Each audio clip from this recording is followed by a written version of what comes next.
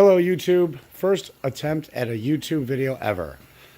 Gonna show you how to upgrade a 1500 Goldwing for under 500 bucks. Okay, so this is a 93 SE model and just got it about 5 weeks ago. Realized after owning the 02 and the 08 that this thing did not have all of the accessories that you're used to. So we put in a 90 amp high amperage alternator, which failed after 10 days. We're back on the original factory 40 amp.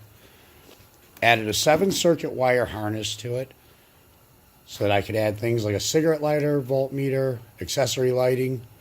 Killed some of the accessory lighting that was on the bike, like the ring of fires, which had a short circuit, were blowing fuses. Could turn back on the show chrome lights. Added 20-watt LEDs, and we're going to turn it all on eventually. But we're going to talk to you while you can still hear me over the engine. Added USB ports to the handlebars, one on each side, one for my iPod, one for my phone. Added 2 USBs under the fairings, under the pocket here, that are picking up the phone charger on one side and a Bluetooth receiver, which is picking up XM from the cell phone. Also added 4-zone seat heating. 2 zones are the butt pad and the backrest for the passenger. Backrest, butt pad for the driver. Added 2 USB ports for the passenger. Kind of just wrapped and zip tied a long cable that extends out and can be used with a phone from the passenger seat. We also added, to support all of this rather than butchering up the factory harnesses on the bike, a 200 amp relay running from the 5 amp, or triggered from the 5 amp auxiliary terminal on the fuse box, which you don't want to exceed that, and a 6-circuit fuse box, which is supporting everything that's new. Made a homemade wiring harness, routed it through the bike, put 1 circuit under the left hand on the fairing, 3 circuits under the right hand side of the fairings, dropped off 2 circuits, one is a spare and one for the rear seat heat. So I'm going to turn it on, run it from the battery tender in the battery. And he just started dancing around. He officially had no idea. Okay. If I blow a fuse, I have the LED lights on the fuse box to show me which circuit blows. Put in a digital voltmeter so I can see what the bike is running at and what it's doing. Time for another long set of 1970s. And with all of this draw on it, it sucks the battery down pretty fast. Illuminated cigarette lighter.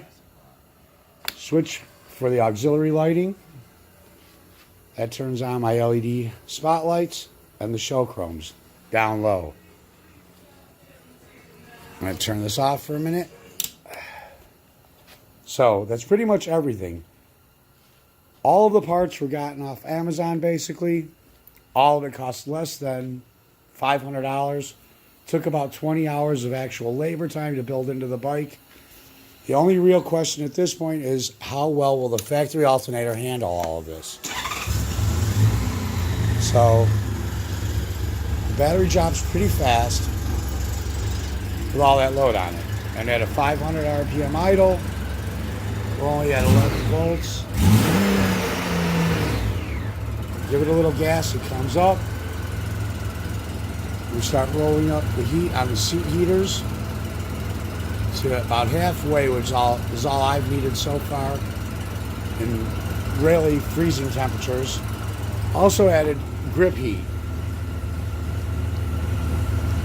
And I keep turning these down as well. I tried them maxed out. They got way too hot. So did the seat heater. Had to turn it down. The girlfriend says she's running the rear seat heater at full heat. But with everything going, and I'm going to max hers out, I'm still at over 12 volts from the system. And I easily, even at a low rev of only 1,000 RPM, I'm in the middle 12s. I can easily get to 13 volts by the time I'm only at 1700 RPM.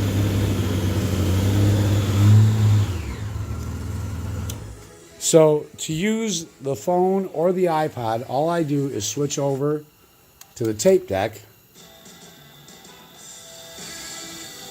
and I got my iPod going.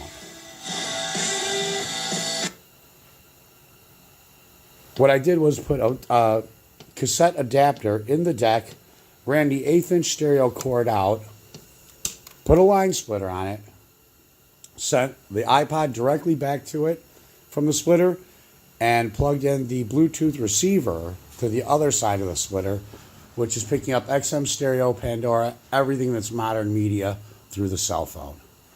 That's pretty much it. Other than that, the only thing that's kind of weird about this bike or special about this bike that I haven't seen on other GL1500 videos are the footrests, the rear passenger floorboards. They move. Nobody ever told me this. They go up and down by like 3 inches. I found the switch on the trunk, didn't know what it was for, looked it up, couldn't find it. And then I eventually, while going through the schematics of the bike, found the cable that I had seen while I was routing the wiring, and it does this. Didn't know bikes did that. Never saw an adjustable set of foot pegs on any bike in any form before this one. So, just a nifty little thing about the 1500 SE. That's it. Thank you. If anybody has any ideas on how to get the insert touch-up color paint on this bike, would be great. The base color is Barbados Blue. Easy to get. Can order it online. The insert color, the Gl1500, I can't find anywhere. Going to have it made special. Thanks for your time and have a good one.